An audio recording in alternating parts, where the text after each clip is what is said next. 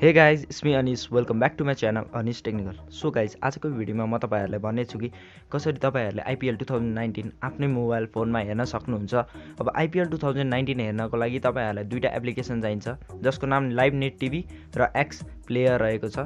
मैले दुवै एप्लिकेसनको लिङ्क डिस्क्रिप्सनमा दिएको छु। अब सर्वप्रथम तपाईँहरूको डिस्क्रिप्सनमा फर्स्ट लिङ्क मैले LiveNetTV को राखिदिएको छु। जब तपाईँहरूले क्लिक गर्नुहुन्छ तब तपाईँहरू यस्तो इन्टरफेसमा आउनुहुनेछ।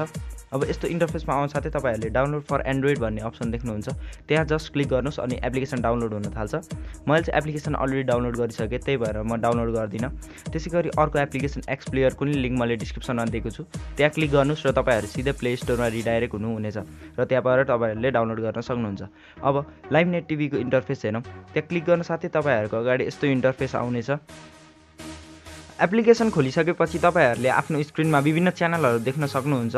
यो सबै च्यानलहरू फ्री हो, तर पहिला सुरु यो एप्लिकेसनहरूमा कुनै क्लिक नगर्नु होला। तपाईँहरूले टप राइट कर्नरमा सेटिङ अप्सन देख्न सक्नुहुन्छ।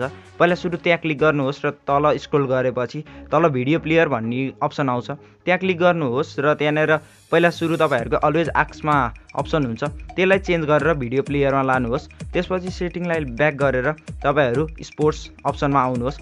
स्पोर्ट्स अप्सनमा आएपछि स्क्रोल डाउन गर्दा तपाईँहरूले धेरै च्यानल देख्न सक्नुहुन्छ, जस्तै Star Select HD, Sony 6 HD, Star Sports 1, Star Sports 1 Hindi यस्तो। अब तपाईँहरूलाई आइपिएल हेर्नको लागि स्टार स्पोर्ट्स 1 या कुनै स्टार स्पोर्ट्स 2 मा क्लिक गर्नुहोस्। त्यहाँ क्लिक गर्न साथै तपाईँहरूको अगाडि विभिन्न लिङ्कहरू आउनेछ। लिङ्क 1 भने फास्ट हो, अब link 2, link 3, link 4, link 5, link 6, link 7 अरू अप्सनहरू हुन्। अब तपाईँहरूले लिङ्क 1 मा क्लिक गर्नुहोस् र तपाईँहरूको अगाडि यस्तो स्क्रिन लोड हुन्छ। यो लोडिङ तपाईँहरूको इन्टरनेटको स्पिडमा डिपेन्ड हुन्छ। अब तपाईँहरूले देख्न सक्नुहुन्छ कि स्क्रिनमा मेरो यो लाइभ अन भइसकेको छ। तपाईँहरूले अहिले आइपिएलको म्याच त चलेको छैन, तर तपाईँहरूले हेर्न सक्नुहुन्छ स्टार स्पोर्ट्स च्यानलमा आइरहेको कुरा मेरो मोबाइलमा पनि आइरहेको छ। तपाईँहरूले यसलाई पोर्ट्रेट मोडबाट स्ट्यान्डर्ड मोडमा पनि चेन्ज गर्न सक्नुहुन्छ माथिको अप्सनहरू हेरेर। त्यसै गरी भोल्युम कम या बढी पनि गर्न सक्नुहुन्छ।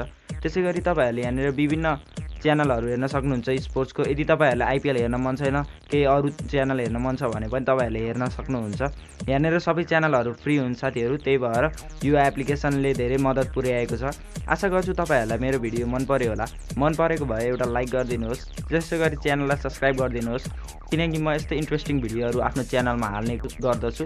तबसम्मको लागि बाई बाई।